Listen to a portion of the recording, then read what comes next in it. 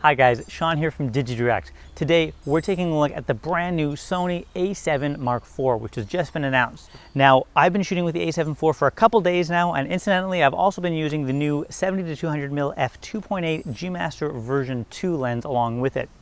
Now, I'm going to be discussing all the new features in the camera, and I'm going to be sharing the images and video that I took with it. Now, if you're wondering why the A7 IV is not in my hands right now, that's because I'm actually shooting this video on the A7 IV at the moment, again with the aforementioned 70-200mm f2.8 lens. I'm using iDetect autofocus. Now, without any further ado, let's start with the body. So the body looks very familiar to anyone who has used an A7 series camera before. There's a good range of customizable buttons, a joystick, a number of dials, and so on.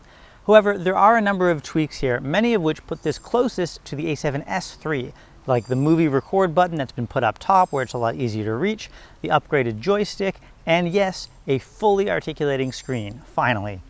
And speaking of that screen, that gains the much improved new menu system that was introduced on the A7S III. Brand new is a dedicated still, movie, and slow and quick mode dial just under the main mode dial. I actually used this quite a bit in my time with the camera. It made it quite easy to switch between different modes quite quickly. I didn't even have to look at the dial to do so. The viewfinder is updated over the 3. It's 3.68 million dots and has an improved 120 frames per second frame rate. It's a great viewfinder to shoot with. It's very clear. The camera has dual UHS-II compatible SD card slots, and again, like the A7S III, one of those can also hold a CF Express Type A card. There's a mic and headphone jack, multi-port, USB-C, and a full-size HDMI. On the 3, it was a micro HDMI. The grip is nice and big, and it balanced quite well with that big 70-200mm GM2 lens, which, by the way, as mentioned, all of the images and video that you're going to be seeing were shot with that lens. So this is not a review of that lens, but you can get a little bit about the performance of it from this. Also new is that the shutter will close when powered off. This will prevent dust from falling into the sensor if you're changing lenses, which is a nice tweak. It also gains the heat sink system from the A7S III and the A1, which allows for some of the long recording time in its high-end video modes, which we'll be discussing shortly. Internally, the A7 IV has a 33 megapixel full-frame sensor. That's a resolution bump over the 24 megapixel sensor that was in the A7 III.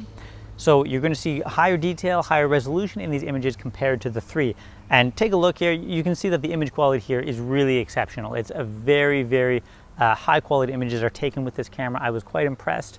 The camera also has 15 stops of dynamic range and the option to shoot 10-bit high efficiency image files.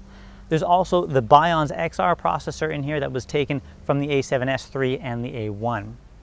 Low light performance is also quite good. You can see these are some images that I shot at quite high ISOs, in fairly low light conditions. They turned out very, very well.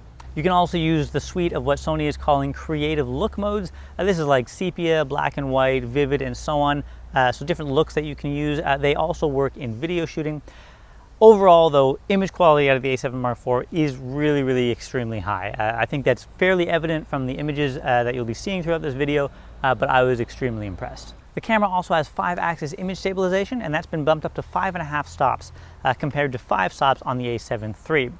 This is a very strong feature. It does a very good job at stabilizing your imagery. You can see I've been testing it here. I was shooting at 70mm because of the lens I had, which is a bit more telephoto than you would normally do a test like this at, but I think you can see that it performs quite well.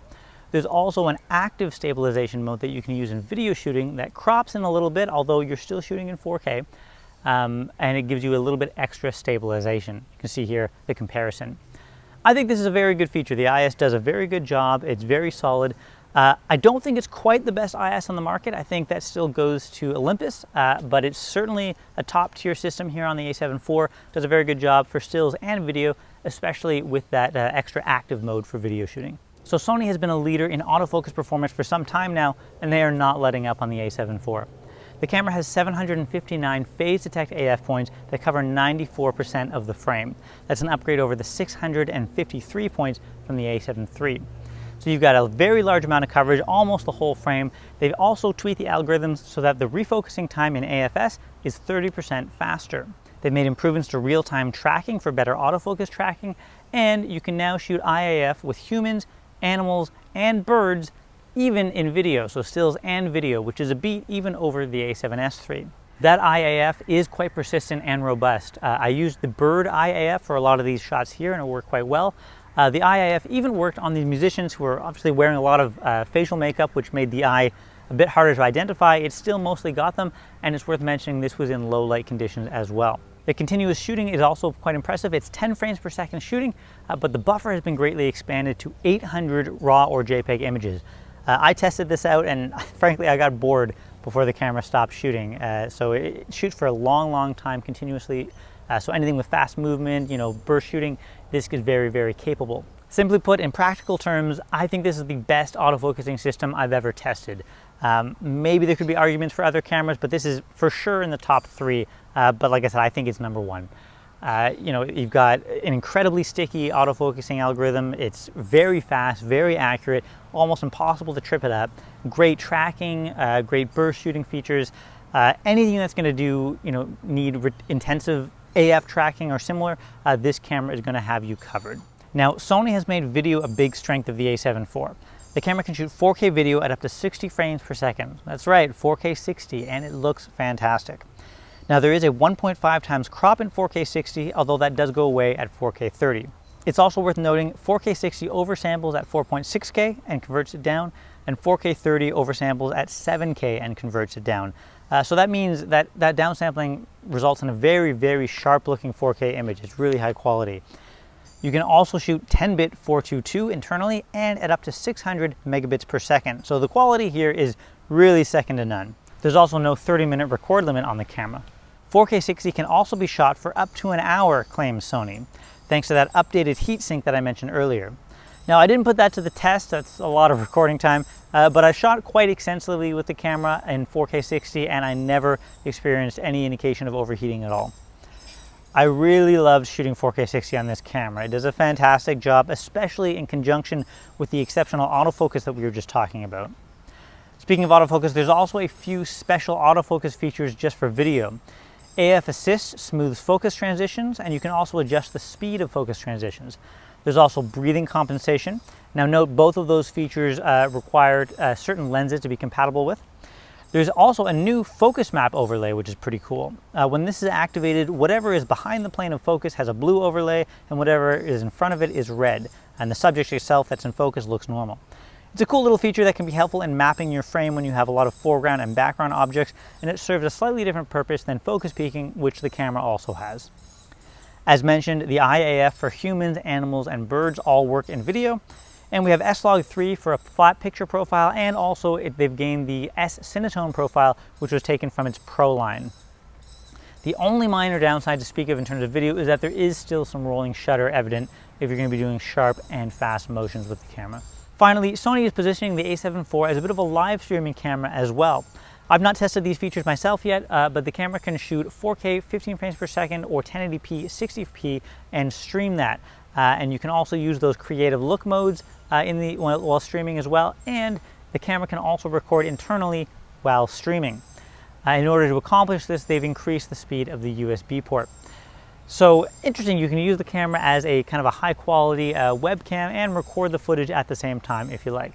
So at the risk of hyperbolizing, I am confident in saying that the A7 Mark IV is the best all-around camera that I've ever used. It doesn't just do everything well, it does everything exceptionally well. Image quality, image stabilization, autofocus features, video performance.